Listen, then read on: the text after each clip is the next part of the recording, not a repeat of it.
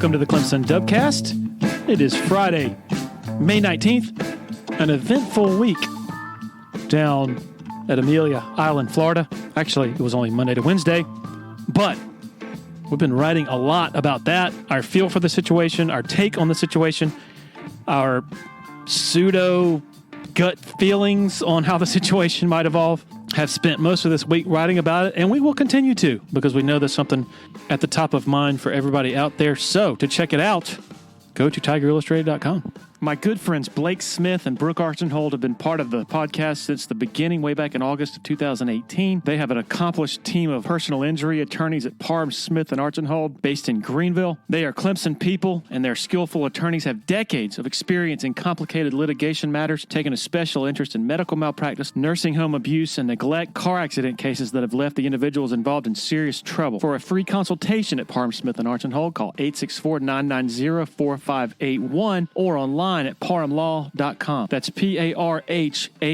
law.com. Want to share a quick word about Founders Federal Credit Union. If you've been to a sporting event in Clemson, you've probably heard about Founders already. They are the official credit union partner of the Clemson Tigers. In addition to that, all Clemson faculty, staff, and students are eligible for membership, as well as IPTAY members. Its office is located beside the Walmart Neighborhood Market on Old Greenville Highway in Clemson. For more information, go to foundersfcu.com. Solero Communications, formerly known as Tandem Payment, is a full-service integrated electronic payments provider powered by leading-edge technology. Solero provides a wide array of merchant solutions, simplified payments. They make onboarding, taking payments, maintaining risk management and compliance, and getting support quick and easy. At Solero, they're all about helping you achieve sustainable growth as a business. Taking payments isn't the only thing your business needs. With Solero's solutions, you can manage inventory, sell products and services via social media, schedule staff, track sales, get reports, and much, much more. Find out more about Solero at solerocommerce.com. That's C-E-L-E-R-O commerce.com.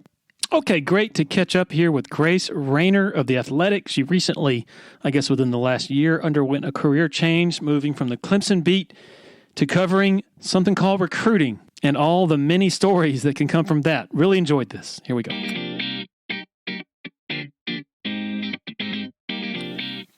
Okay, joined by Grace Raynor. I'm really excited to catch up with you, Grace. How you doing? I'm doing well, Larry. How are you?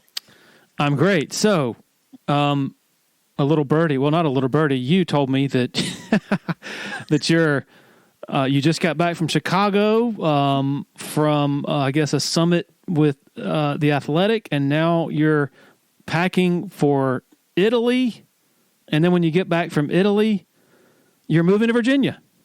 So, yes. I mean, it's been a wild. I have lost total concept of days, times. It's been a really hectic spring, but yes, all good things, all very fun things. All right. Do you still live in Greenville, or is it Charlotte? So I was in Greenville. Yep. I was there for, I was thinking about this the other day, 6 years. I started in 2017, which it feels like that just absolutely flew by. And then I just moved out of my Greenville place. So I move up to Virginia. I don't know when this podcast comes out, but like early June. Okay. And what's the purpose of moving to Virginia? That is where my longtime boyfriend that actually Anna Hickey introduced me to. That's where he is. And nice. It was just time, I'm a little more flexible now work-wise. So just sort of the next step in my life.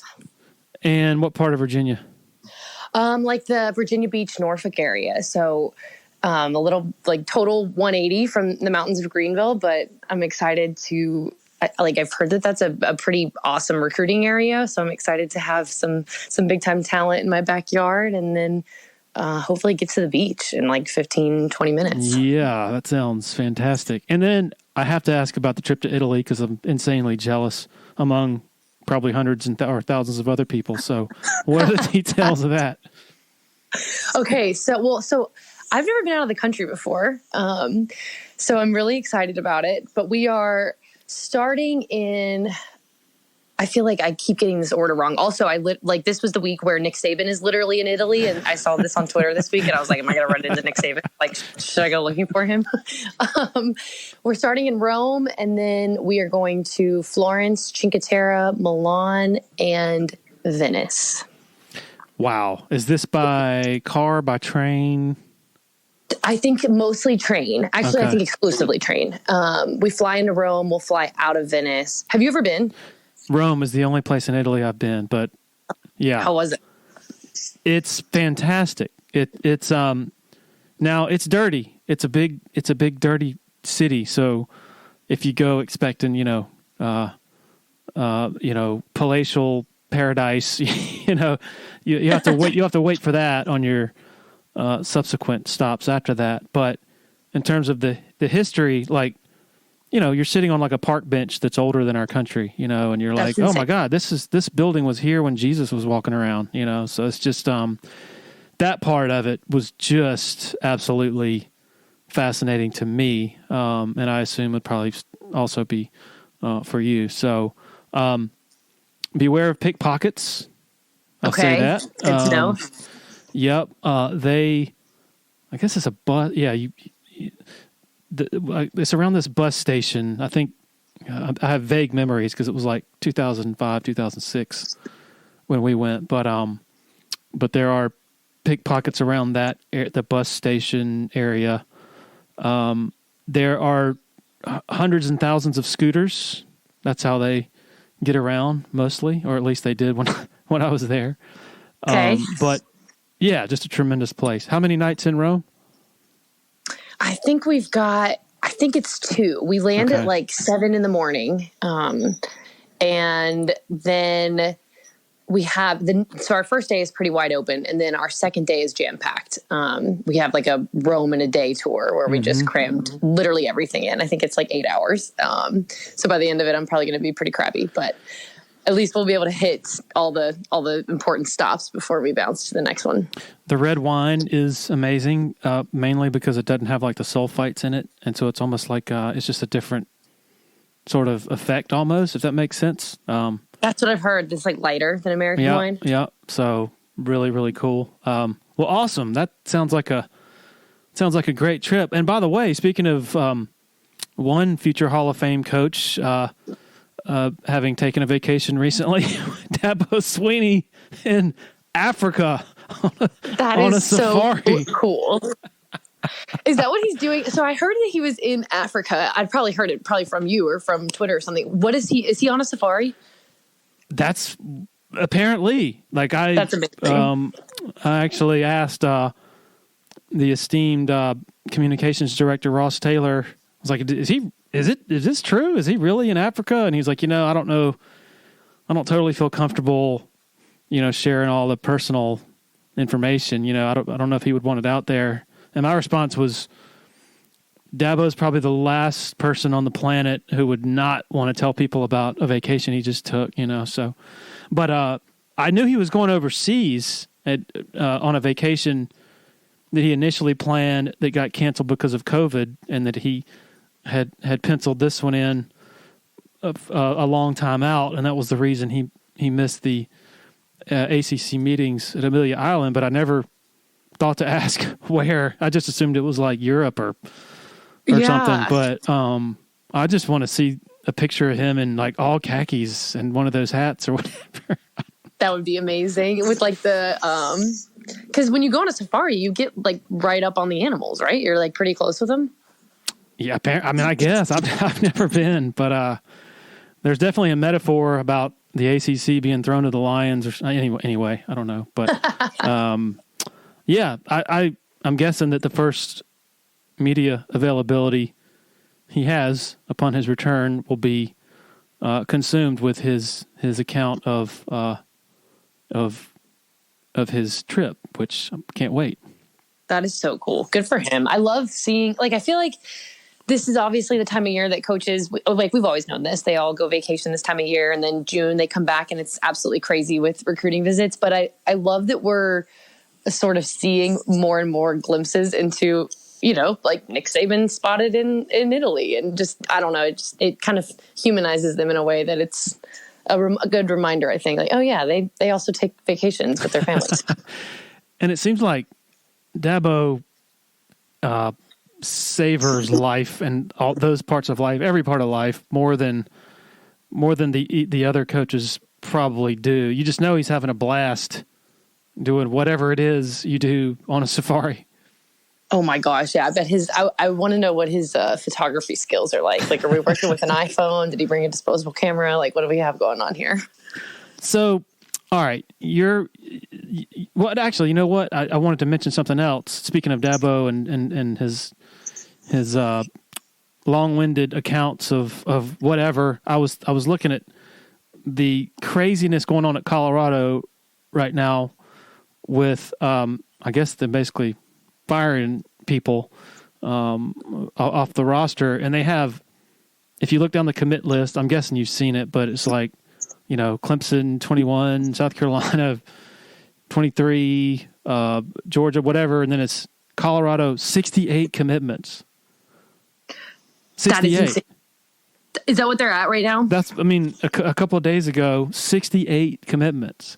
That is so crazy. And my first thought was, can you imagine Dabo's signing day press conference talking about 72 commitments? we would literally be there. What should we average? It's probably like 5 minutes per player, per person. Yeah. So like 350 minutes, however many hours that is. Yeah, we'd be there all day.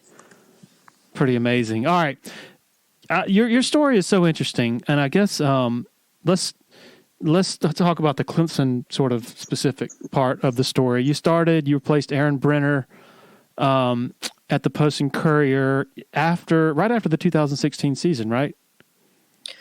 Yes. Yep. I think like my second or third game on the beat, because they were sort of getting my feet wet, was like the playoff, which was awesome.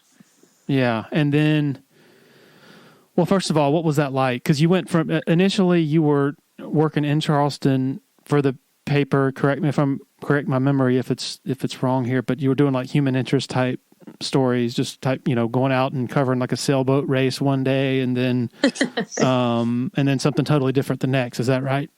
Correct. Yep. I was general assignment, like in Charleston on the sports staff there, and that was my first job out of college. Out of UNC. Yes. Right? Yes. And how long did you do that? I did that for about 10 months. I got there, and Gene Sabakoff, he's amazing. Yep. And he and I were still very close to this day. And one of the first conversations that we had was, he kind of sat me down and was like, okay, what are your goals? What would you like to do?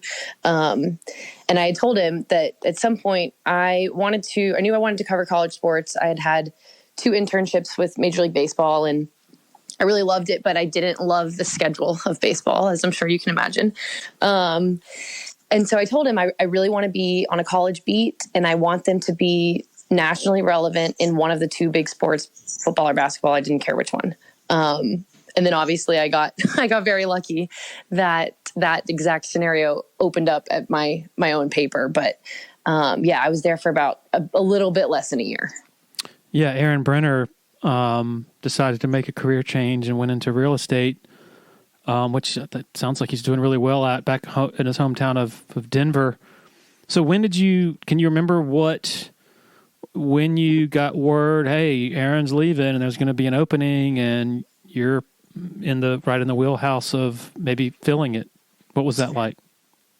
I can't remember exactly when I got word that he was going to be leaving, but I do remember immediately hoping to throw my name in the ring. And this was like right after, Dabo had the pizza party, and like Clemson was like America's darling at this point, as you remember. Mm-hmm. And so I didn't really grow up. I didn't watch a ton of Clemson growing up, but I had that season, that 2016 season, I had obviously paid more attention to them. That was the wild Louisville Clemson game with Lamar and Deshaun. I mean, you remember all this. I'm telling you about things that you already know. But my point is that I had followed them a little more closely than I normally would have. And I remember thinking that whole season, that job would be so cool if it ever came open. And I had no idea that it was going to come open as quickly as it did. But timing and luck is sometimes like that. And then I vividly remember my first game on the beat was the Syracuse game, which was a total blowout. And I had been to Clemson once when I was a student at UNC. And even then in 2014 or whatever it was, Deshaun had set like a freshman record or whatever against Carolina. And I remember being at the campus and at the stadium and being like, this place is very cool. And I love this atmosphere. It would be super cool to come to some games here. Because, you know, I grew up in a basketball state, obviously not a huge college football state. But yeah, I mean, I'm rambling at this point, but I just remember thinking this would be a really cool job if I ever got lucky enough to get it. And then the timing just was super fortunate. That 14 game, did you came down as a fan or writing for the Daily Tar Heel newspaper? What was the capacity? Daily Tar Heel, yep. I still have a picture of me and my best friend from college in Clemson's press box. You can see the hill in the background. And I remember the very first, I'll never forget it. It was a very vivid memory. Like, we pulled into Clemson's campus and I had never been there before. And we passed SO on our way to the stadium, and the tailgating was exactly like what it is now. And everyone looked so happy. And I think that at this point, I remembered like my college career counselor in high school saying, yeah, like there was some review about Clemson has like the happiest students, you know, in the country. And so I was always curious, like, you know, what's Clemson like?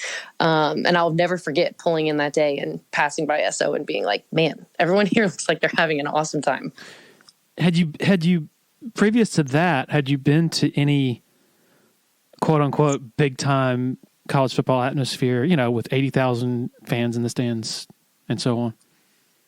Not really, honestly. I mean, I grew up going to North Carolina football games. My older brother went to NC State. And so we, you know, when I was in college, I would go over there for some games, and I loved their atmosphere and their tailgating and all that kind of stuff. But in terms of the like SEC-esque experience, no. Like my whole life, I grew up going to basketball games. And so seeing an atmosphere like Clemson for the first time was really cool for me.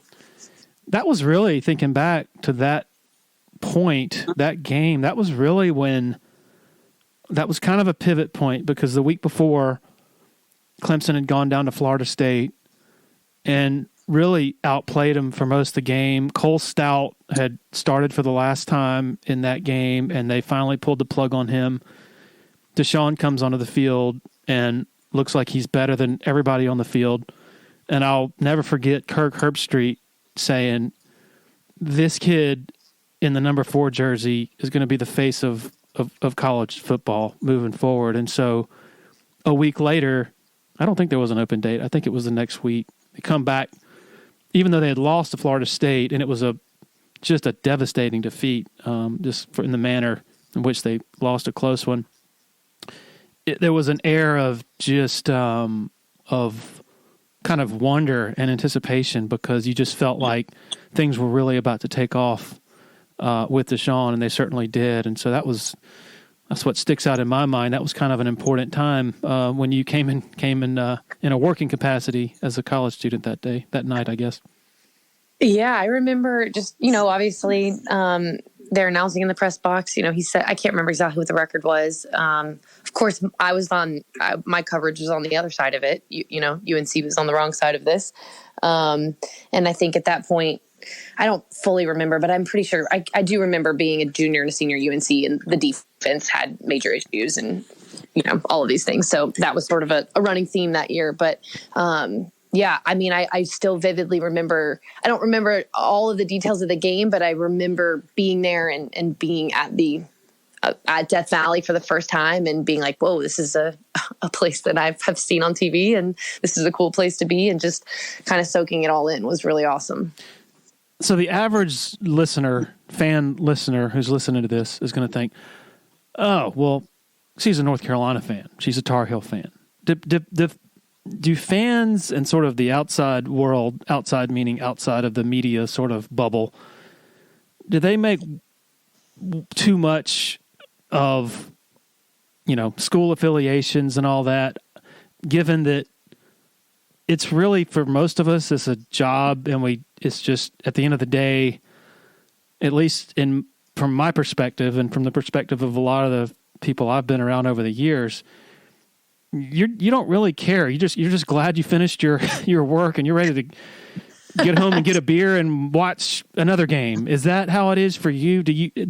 Is it kind of like the wonder and the, I guess the magic sort of wear off once you start doing it for a living and you sort of see how the sausage is made, so to speak?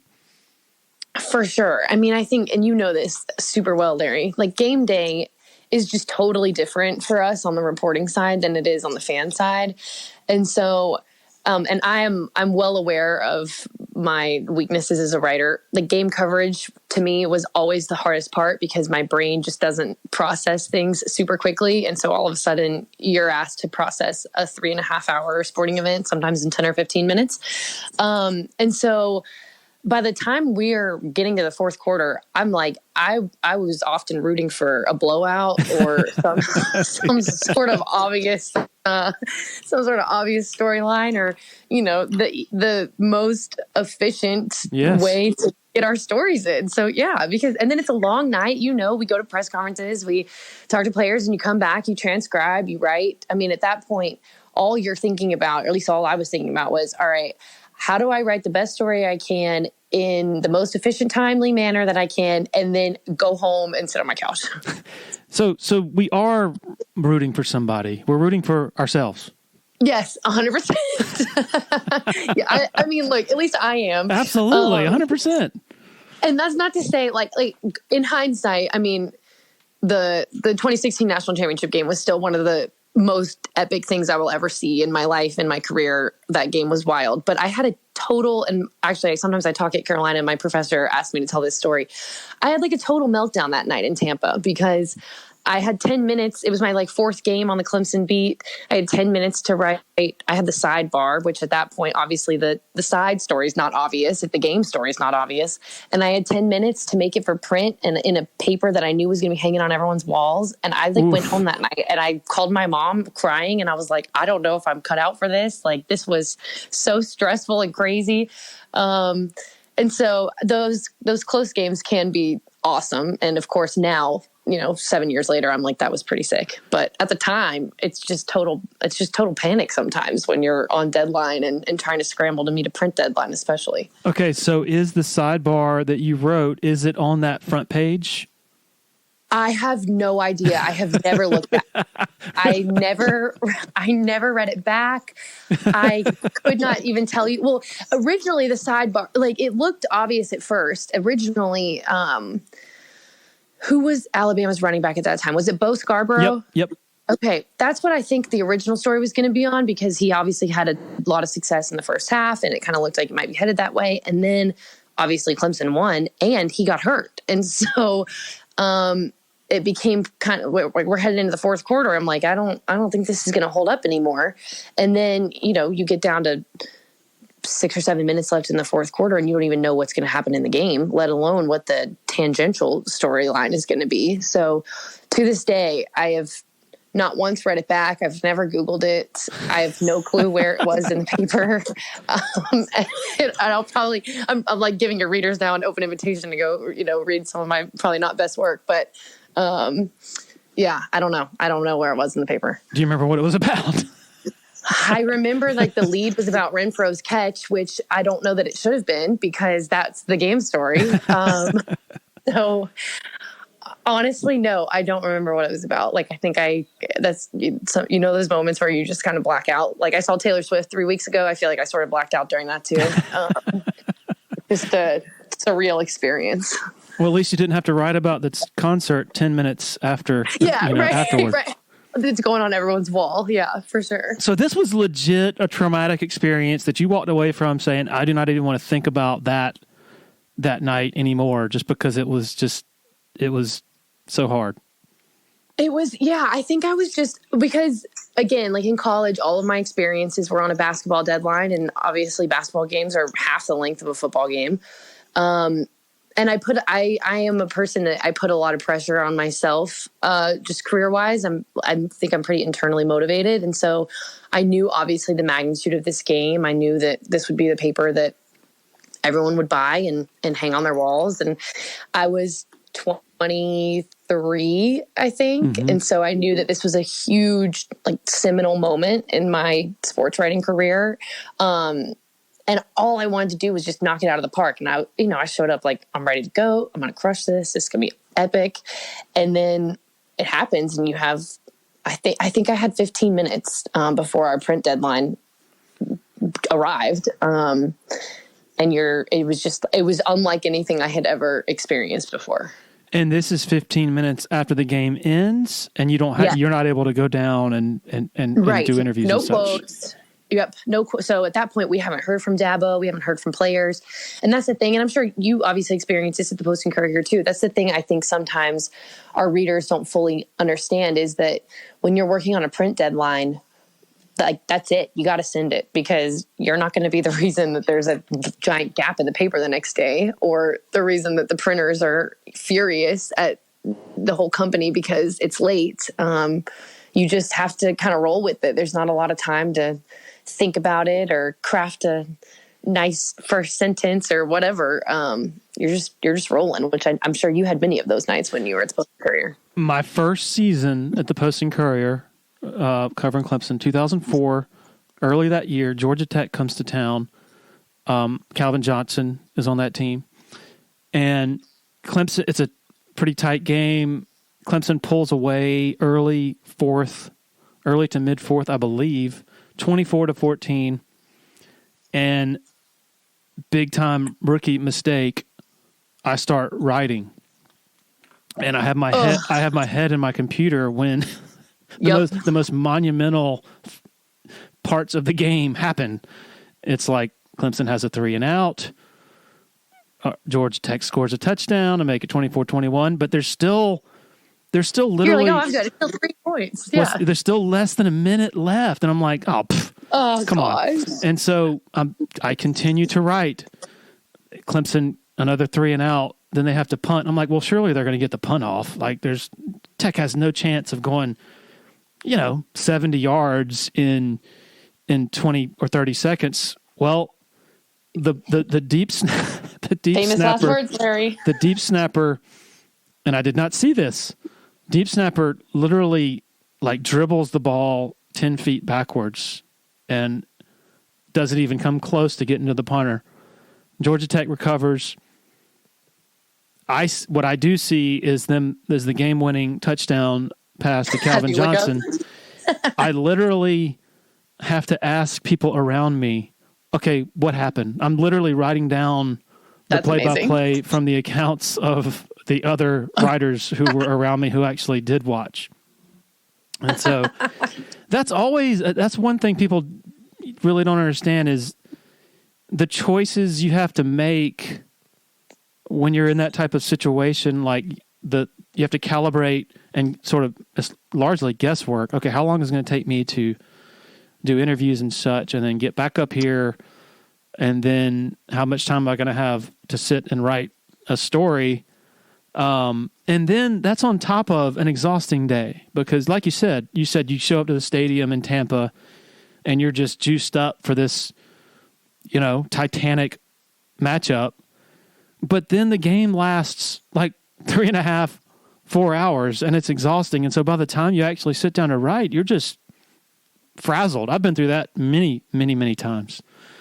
Totally. And you're just like, I just want this to just make sense, get the score right. And there's an art to it that I still, all these years later, still haven't really totally mastered.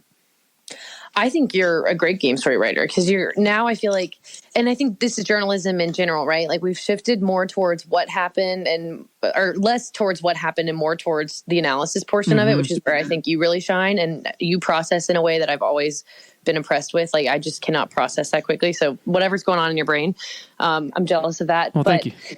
Yeah. I mean, but it is hard, right? Like, it's just, and then I read other journalists, because I always like to read other people and see where I can get better, or read people I admire, and I'm like, how did you do this? I mean, it's just unfathomable to me how these people can write just these incredibly well written, detailed, just fluent game stories, knowing that they had 5 minutes to do it. I'm like, you guys are just wired super awesomely. Well, part of that, I think, okay, so back in the older days of newspapers, the beat reporter was not just doing one game story. He or she was doing a game story, like a notebook, grades, Sure. sidebar, like often like 3 things, sometimes 4. And so when you're having to juggle all that, that's why it's hard to write coherently, on a deadline largely. And these are even for like afternoon games when you don't have that, late game crunch staring you in the face. But I really believe that of late, and it is a problem with writers of all stripes in every medium, newspapers, websites, whatever, it's the tendency and the pull of Twitter. Like, yes. And I'm like, at a certain point, I don't remember when this was. This is a long time ago. I don't know, 6-7 years ago. I'm like, why am I looking at what everybody's saying, and why am I like trying to come up with one-liners on Twitter during a game? Why don't I just watch the game? That's totally what I'm here to do. Yes, 100%. Because it becomes this sort of like communal experience, right? Like we watch it. Twitter has allowed us to basically watch it with the readers that we serve. And so I've always inherently felt like, okay, I should be in tune to what they are thinking or asking or saying, because this is the audience we're writing for. But you're right. It is such a balance, because then you do have to remind yourself, like, wait a minute, we're here. They're watching this. A lot of them are watching this on TV. So yeah, Twitter is like it can be a cluster sometimes. Just trying to figure out, okay, how much of this am I going to look at, and how much am I just going to turn this off and watch the full game?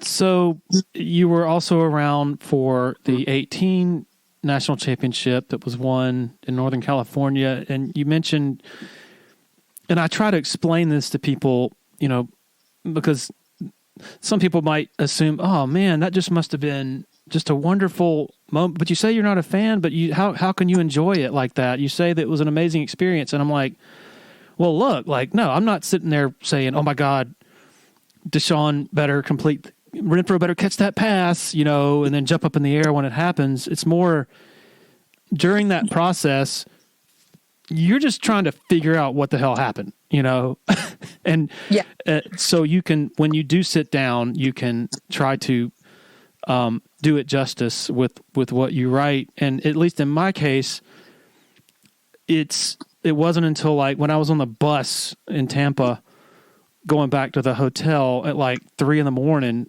when I finally have a chance to just sit and be alone with my thoughts, and you're trying to process everything. And I'm like, I can't believe what I just had the opportunity to just be around, to be witness to. Like, this is incredible. Like, so there's a difference between, oh my God, this is great. They just went down the field and scored a touchdown. Yay. And still being, you cannot do that and still be profoundly affected by what you just covered. Does that make sense? I'm kind of rambling. Oh yeah, 100%. I mean, just the opportunity to witness greatness and then to document greatness. In our case, that makes it sound more important than it is. But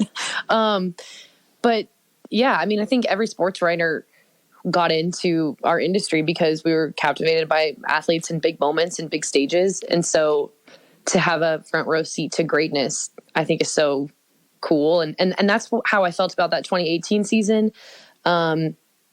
Just like, and I think about this often, actually, especially on Sundays when I see Trevor on TV, like just the fact that we got to cover Trevor Lawrence's career, particularly his freshman season, is just so, like, you just don't ever forget it, because, he'll go down as one of the greatest ever. We'll talk about him 30 years from now. I'll probably tell my kids, let me tell you about this quarterback I covered back when I was cool and in my 20s.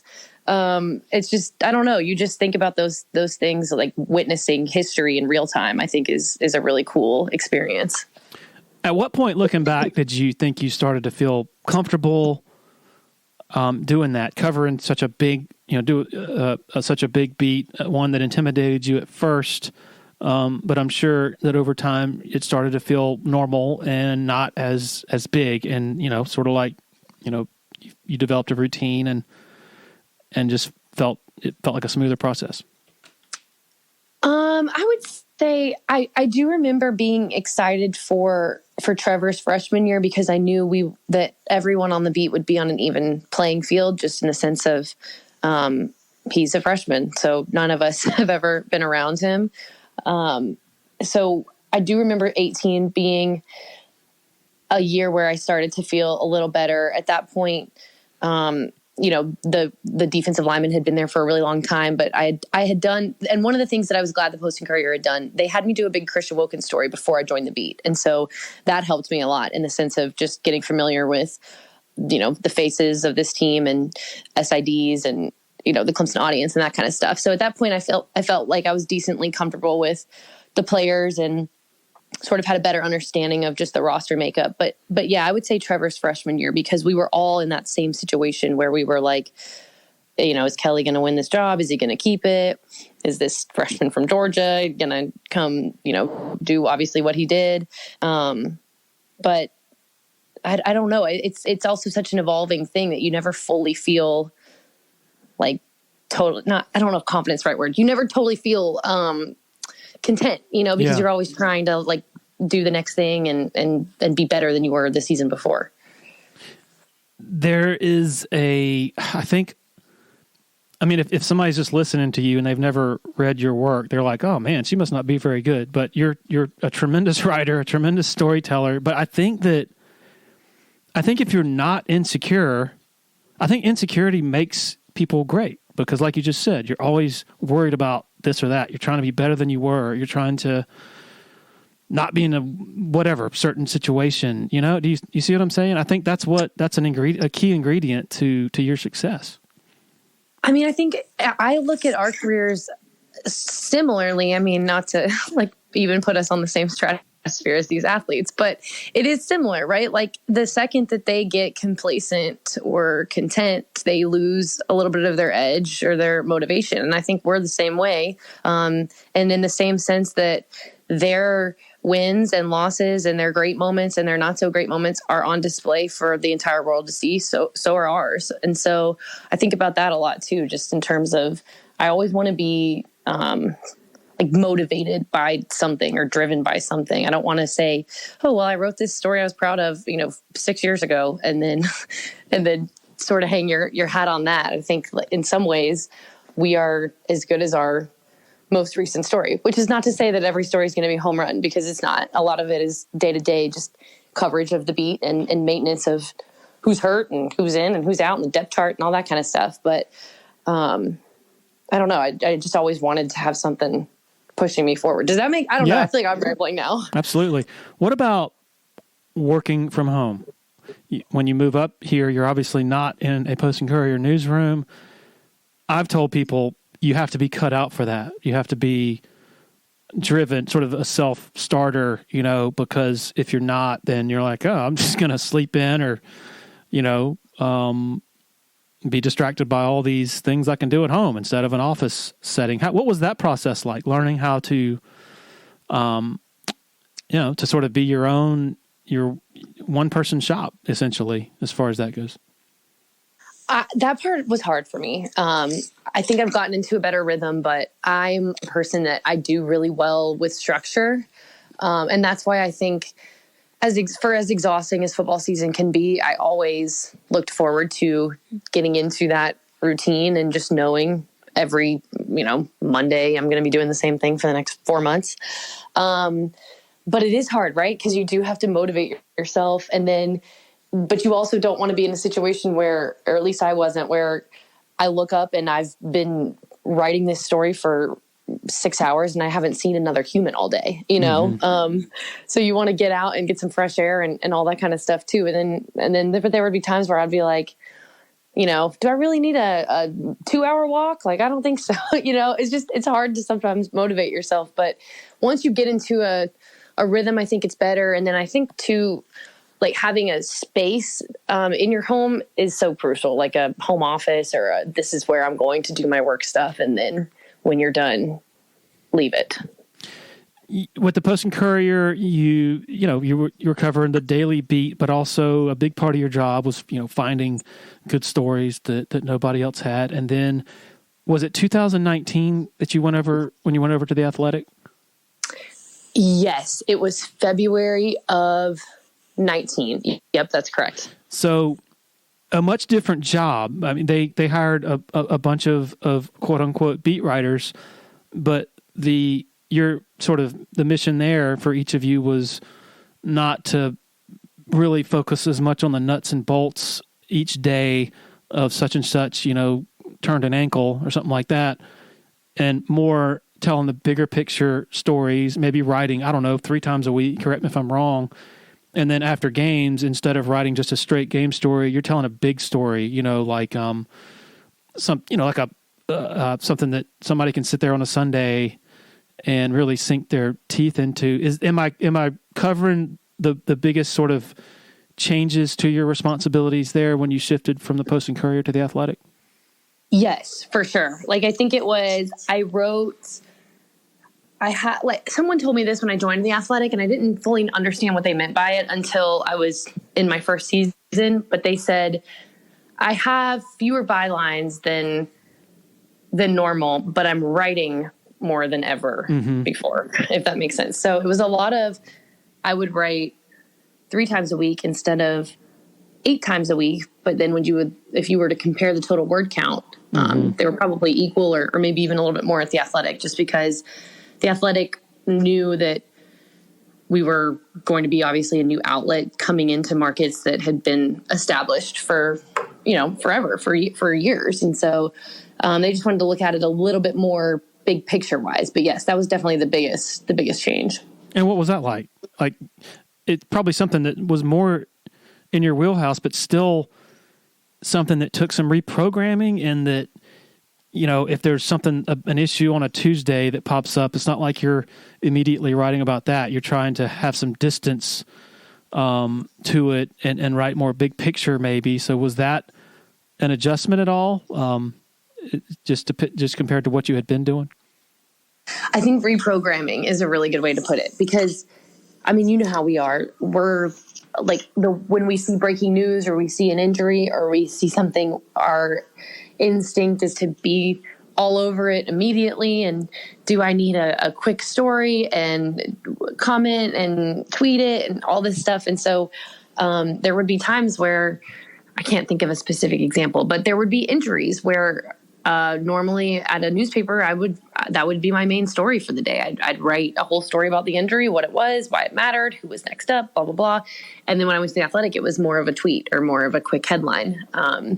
And so I felt like I had to reprogram my brain to say, okay, just because this is what I did in the past, and then just because this is what a lot of people on my beat are doing, I'm not behind or missing out if I just send out a tweet. And that's the part of our jobs that I think sometimes we overthink and overanalyze, is that our readers don't live on Twitter like we do. And I think they see the news and then they read it and then that's it.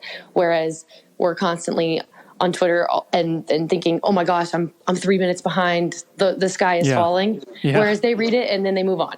So that took a little bit of acceptance for me.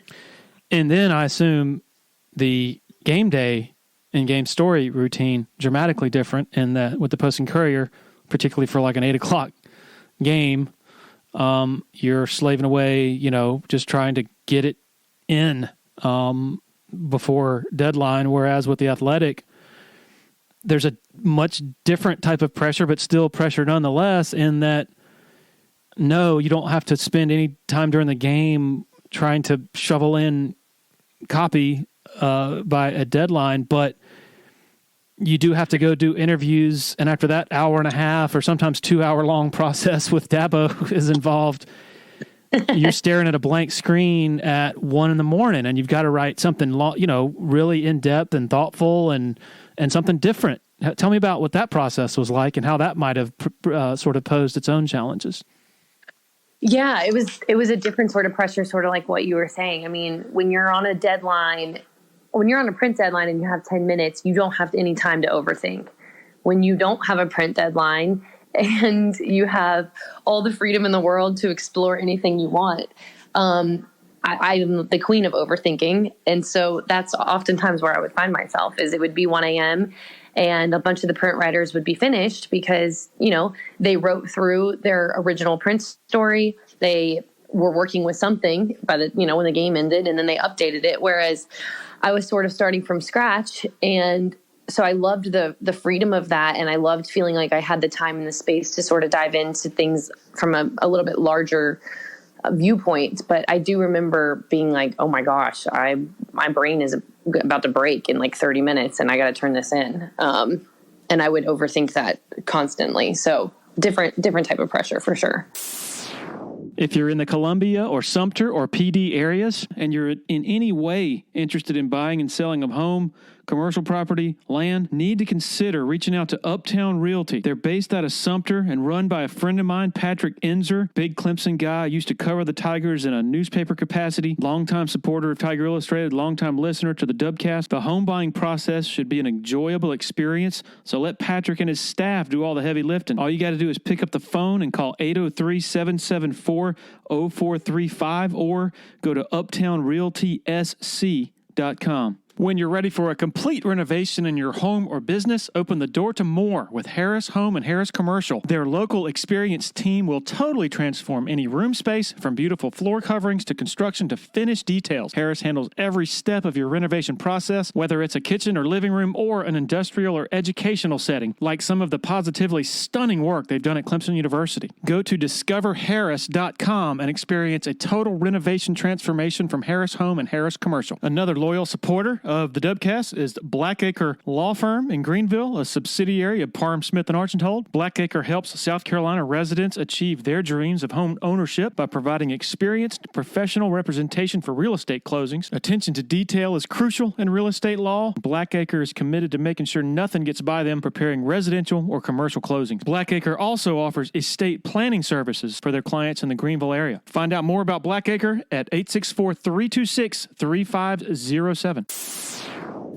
So tell me, through those years covering Clemson, Post and Courier, Athletic, what was the sort of relationship with Dabo like? How did it evolve? And maybe your observations of sort of how the perceptions of him evolved, because that night in Tampa, I think he was still in a sort of the honeymoon phase of being the new thing, like people were just fascinated by this guy and his culture and the people around him. But then they kept winning a lot. And then people got, not long thereafter, people are like complaining about the Clemson, Alabama thing, like we need something new. And this guy's talking too much and he's saying some controversial things. What do you recall about that whole sort of the evolution of his, how people viewed him from afar, and then how you viewed him sort of from a closer angle?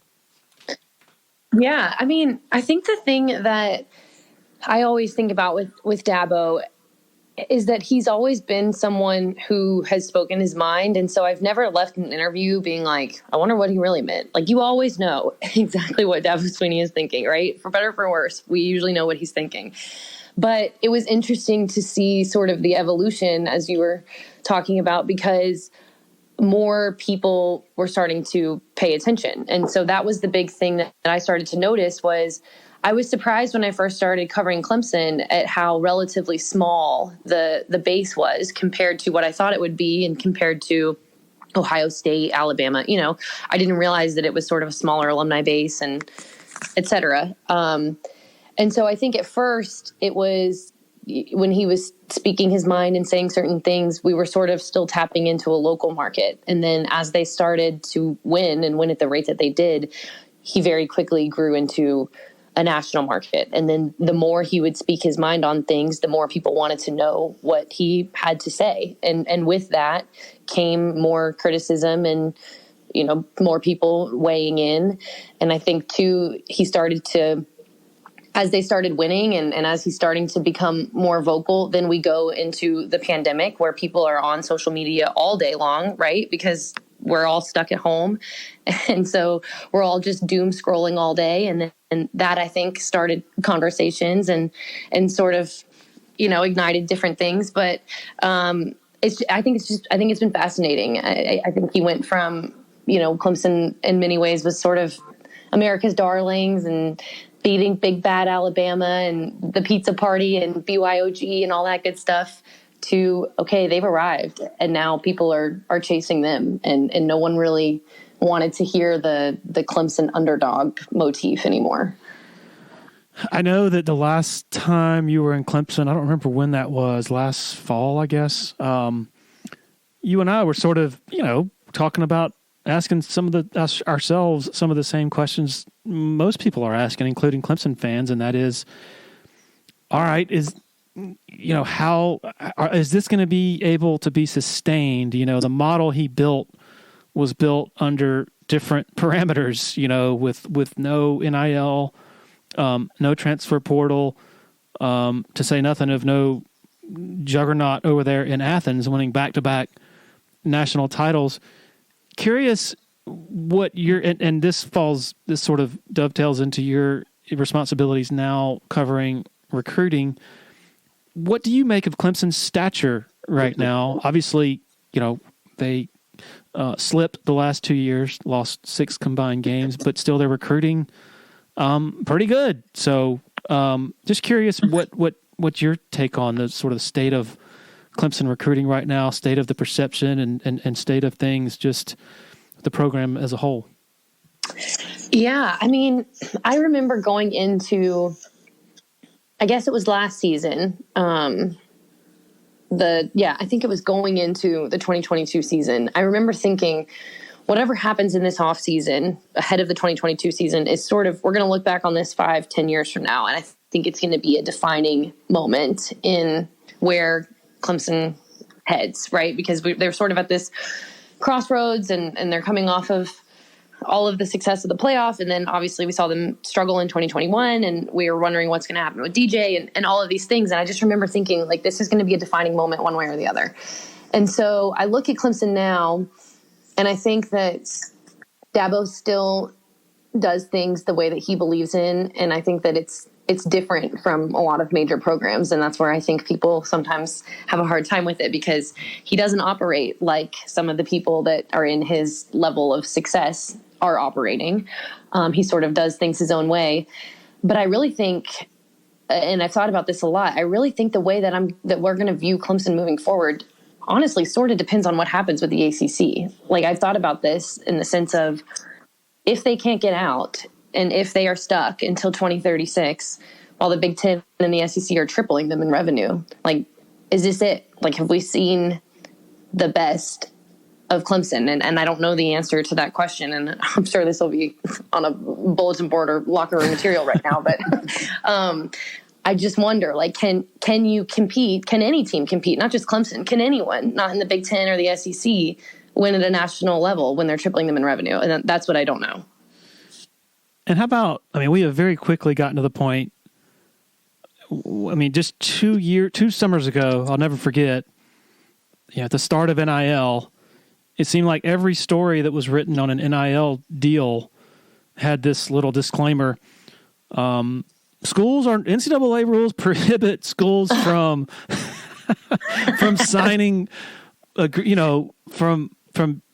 doing for players from taking NIL deals in exchange for where they sign. It has to be this.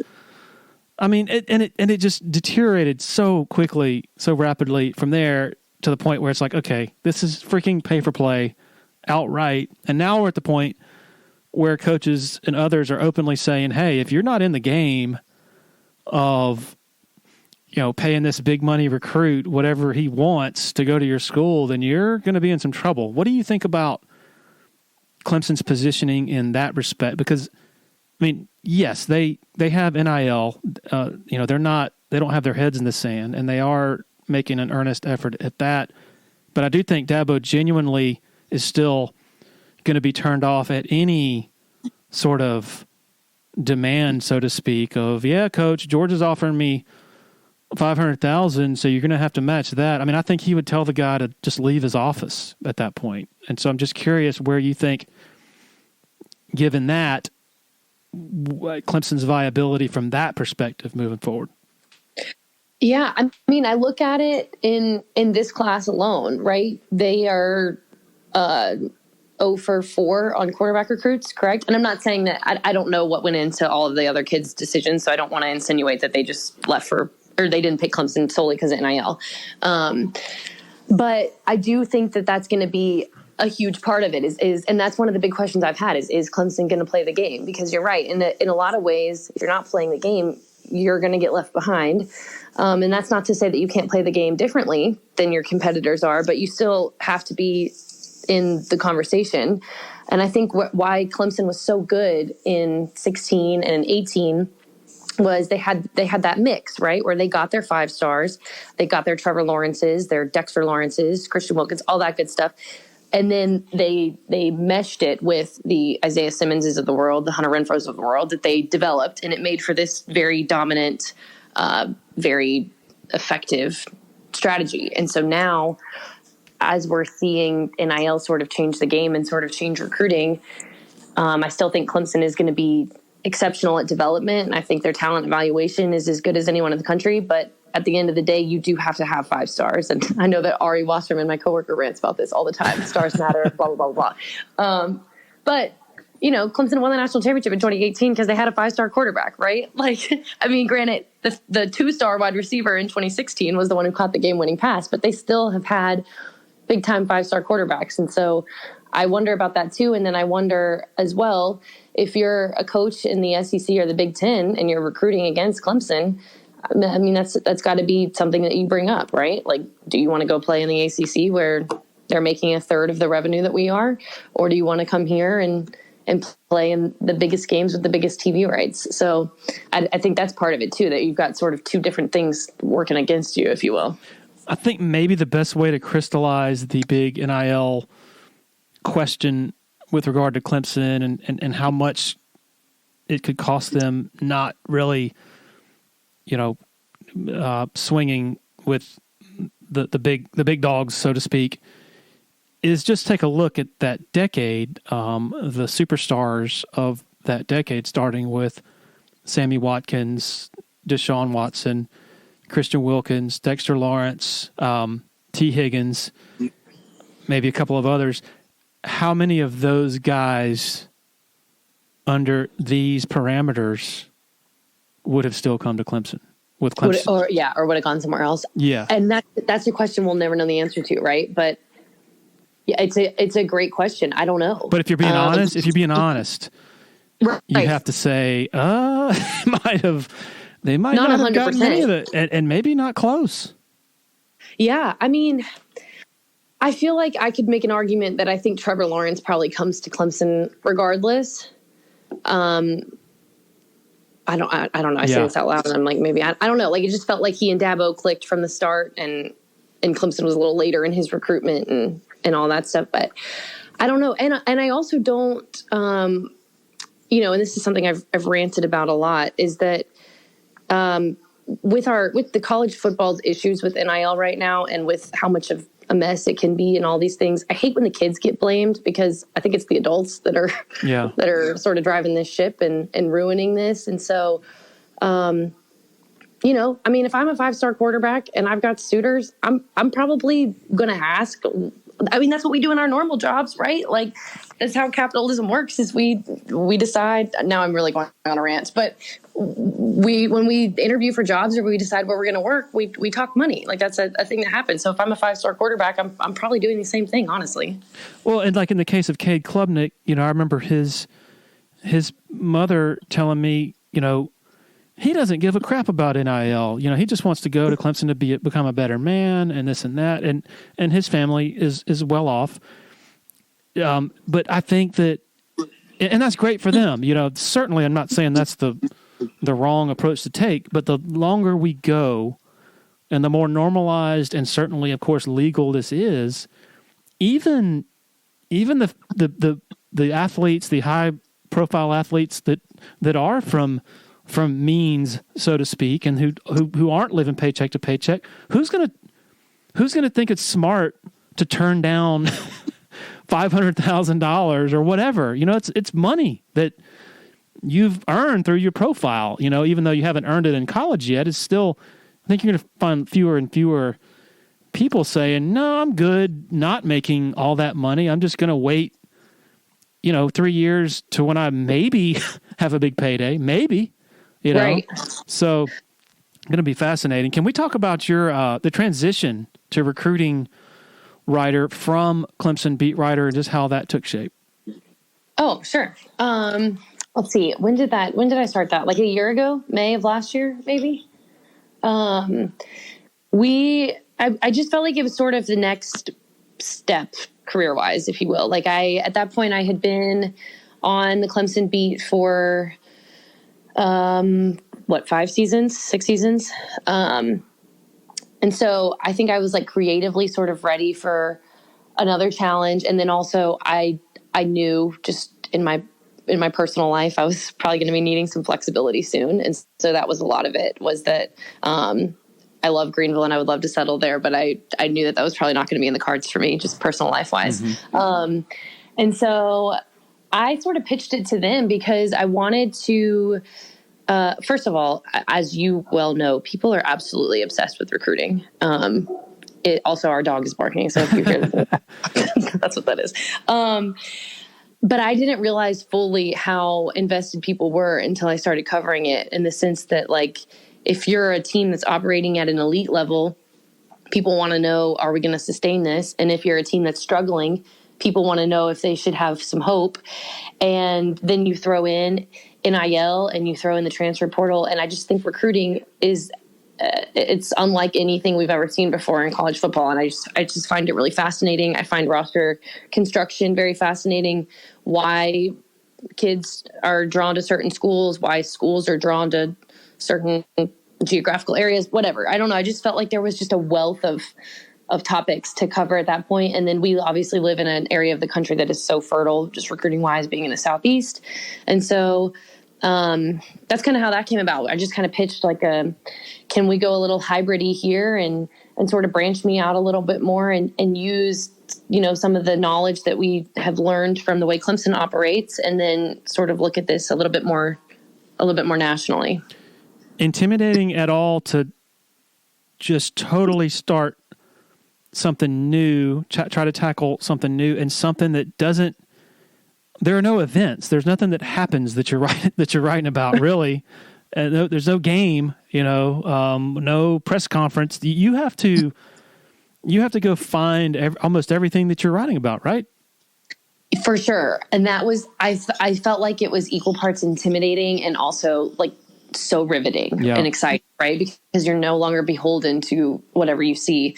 I give my editor, like, I have the best editor in the world, and he is an absolute ideas genius guru. Mitch Light is my editor at The Athletic. And I remember when we first started talking about this, we sort of decided early on, okay, 24/7 Rivals, now On3, like, these are established recruiting brands. And so we need to think about this in the sense of how can we just approach this a little differently? Like, I mean, the Clemson beat knows this as well as anyone. And so we decided we were going to look at it a little bit more big picture. And then I remember one of the first things that he told me, my editor, Mitch, was that he was like, let's have some fun with this. And so, like, one of my favorite stories last year that we wrote was, what's it like to tell a coach no? When you're a high-level 5-star recruit and you've got 30 offers and you decide you want to go to Clemson, but that means you have to tell Nick Saban, thank you, but no thank you. I'm working on a really fun one right now. I actually just talked to Brent Venables for it this week about what is it like to recruit another coach's son. And Dave Clawson obviously did that with Tyler Venables. And so I feel like he's helped me attack it in a way that's just, hey, there's a gazillion different ways that we could go in this direction. So, like, let's just throw out some of our fun ideas and see what happens. What about the difference, like when you're covering something on a daily basis, a program and a coach and players, there's not attention, but a space TENISON that exists there because they're high strung, especially during a season. And it's like, what does this person want to write about? What are they trying to dig up? And you're just kind of like more of an adversary. Not that Dabo considers us adversaries. He's really good to work with, but I'm curious the differences between dealing with something you're covering on a daily basis and I'm talking about mainly coaches and how they respond to you, compared to what you're doing now, I would expect they'd be, when you're just sort of, hey, Brent, how you doing? Hadn't talked to you in a while. I got this idea, yada, yada, yada. That is much more, I don't know, it's friendlier maybe. That's just a different, you're greeted differently. Does that make sense? Yeah, for sure. It is different because you're right. Like I'm not there every day. And now when I hit up Brent, well, first of all, I always loved covering Brent Venables. I thought he was so fascinating, and sometimes he was hilarious, and other times I thought he was like, I loved the just dynamic of covering him. But it is a little different now when I say, hey, I'm working on this story. I would love to talk to you about something that happened 5 years ago, yeah. As opposed to when we were at Clemson every day, we're talking about, your defense 2 nights ago or or right now. Or I wasn't coming at it I didn't have any injury questions. I didn't have any scheme questions. And so I think now that it's a little bit more big picture for me, in those settings, it's a little bit less under a microscope, right? Like when we're in the season and on the beat and doing that kind of stuff, we are digesting and breaking down almost everything they say and do every single day. Whereas now it's a little bit more big picture, and, we can kind of shoot the bull a little bit about different things. I got to ask you about a recent story you wrote on NC State. And the premise was, wow, how has this team not won an ACC title since, is it 1980 or ever? 1979. 79. In North Carolina is 1980. Yes. And you did a great job of sort of chronicling the reasons for it, and sort of the times that they were equipped to do it, but just sort of tripped through the doorway, including at least one time against Clemson in 2016. But Doran, it seemed like one of the quotes you had from him, it seemed like he took exception to you suggesting that, hey, you guys haven't been able to do it, and when you have high expectations, you don't really meet them. What do you have to say about that? And he was like, something to the effect of, I don't understand your question.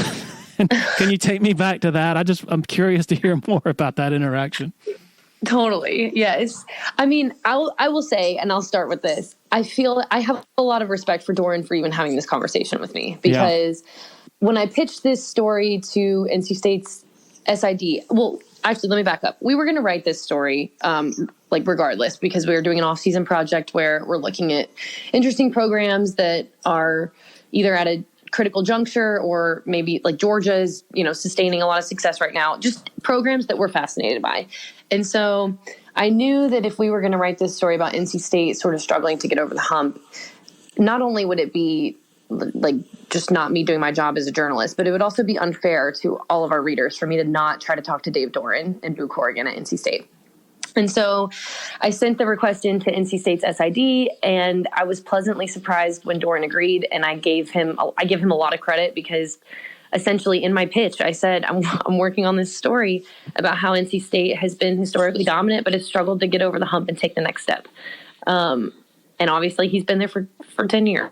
And so the fact that he even hopped on the phone with me, I was like, good on you, dude, because this is not an easy conversation to have. But his point in that part of our interview was, and agree or disagree with this, I tend to disagree with it. He felt like NC State had more so been overlooked and had been flying under the radar, and that outside of the 2022 season, he didn't feel like anyone externally had big expectations for them. I didn't necessarily agree with that. I mean, I think that obviously last year we did have huge expectations for them, but in my mind, NC State has been respected for a long time. And maybe that's because we had a front row seat to Clemson and NC State every year where something crazy happened, and it was always a really captivating game. But I always felt like nationally they were actually pretty respected, and people had pretty high expectations for them. So I thought he was totally in bounds to push back on me, and he's, that's the beauty of having a conversation. But yeah, kudos to him for even taking my call, if we're being honest. I think he's wrong. Like you, like, I mean, in 18, they were supposed to be good. When they came to Clemson, like they were pretty highly thought of. I thought, my recollection, because they gave Clemson hell in 17 and then 16. Yeah. So I think he's sort of cherry picking there. Well, and you look at, and I think Mike Glennon said this in our story, and when you say it out loud, you're like, oh my gosh. I mean, they've had an NFL quarterback for each of their 5 last quarterbacks. I mean, you've got Glennon, you've got Russell Wilson, you've got Phillip Rivers. I mean, that's 2 Hall of Famers right there. Bradley Chubb was excellent when we saw him. I mean, they're producing a lot of talent and they're having a lot of success in the NFL, which I think is also an interesting part of this is, okay, well, NFL scouts really love your players. And so, and they think that they're good enough to pay them a lot of money. And so I think that's the other part of the question is, okay, if you've got the talent, just what is sort of keeping you from winning a title? And no divisions, I think this year will be really telling. Like, I think these next 2 seasons for NC State are really important because, yes, they got stuck behind a hot Clemson team and a hot Florida State team when Doran got there, but those are now gone. So I'll be fascinated to see kind of where they go from here. Well, we do have to give Doran the benefit of the doubt, given that he has offered to shotgun a beer with fans. So right? That overcomes a lot. Yeah, and that's the part of him that I'm like, I love how he's so like well suited for the NC State fan base. You know, sort of blue collar, smoking a cigar, shotgunning beers. He had that red Solo cup, remember, on ACC Network after they beat Clemson. I was like, this is awesome. You know, so yeah, I would love to see him shotgun a beer at some point. Well, and I think Glennon nailed it. He said, here, if you go to a bowl game, you beat North Carolina, and you throw some one-liners about the Tar Heel fan base, then you're going to have a job here for a long time. He checks all those boxes. Totally, exactly. So, and I think he's a really good coach, and so I'm curious to see I think this year will be a little bit more of a rebuilding year for them. But it does sort of feel like, okay, it's now time to go do it. 10 years in with no divisions. Well, Grace, I have kept you long enough. You have a lot going on right now, obviously. But just want to say you were always delightful around the Clemson beat when we were around each other, and really admire your ability to adapt to something totally different and covering recruiting and telling great stories there. That's something a lot of people don't have. And with the industry the way it is right now, man, if you don't adapt and you aren't sort of thinking outside the box, then you could be in trouble. So, man, you're really respect you and all the work you've done and will do in the future. Thank you, Larry. Likewise. I mean, just watching you operate over the years and source build, and, you know, you were obviously someone I looked up to when I first joined. So it's cool, like, getting to, you know, I guess technically in some ways we were competition, but it is cool when you get to learn from other people every day on your beat and all that good stuff. If you can fit an extra bottle of wine in your checked baggage coming back, I'll pay double. Deal. Oh, I would never price gouge you like that. Have a great time and best of luck on your move and all that. Sounds like an exciting time in your life. Oh, thanks so much, Larry. I really appreciate you. Okay, a lot of fun there with Grace, who is on the verge of having a lot more fun in Italy. That sounds like a blast. Appreciate her sharing her time with us, and of course, the support of our sponsors who have been so helpful over the years. And then most of all, thanks to every one of you for hitting that play button. Really appreciate it. Cheers.